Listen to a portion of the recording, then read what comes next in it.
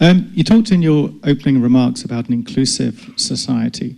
Could you discuss at some greater length your attitude towards homosexuals and the gay community?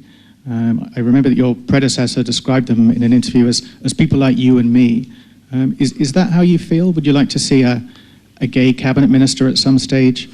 Or is that perhaps a step too far?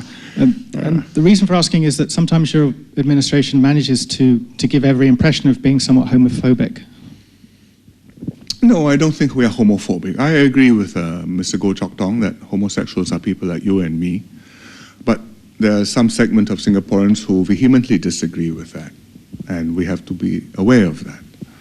And our job as a government is to create an environment and manage an environment in which there's maximum space for each person, each view, for each person to live his own life without impinging on other people.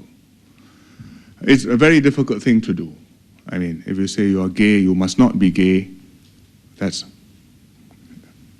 very few societies do that. I mean, there are still some, but very few do.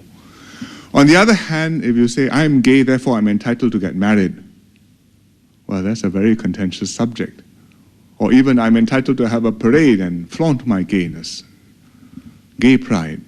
Well, you can do that in Sydney, in London, in San Francisco. But I'm not sure that I want to do that in Singapore. Because I think it will be offensive to a large number of Singaporeans, and it will be very divisive.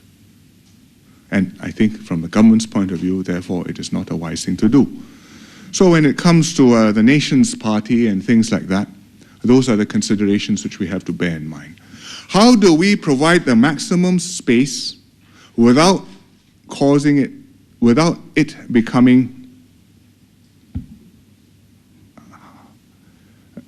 intrusive and oppressive on the rest of the population, and without causing a backlash which will lead to polarization and animosity?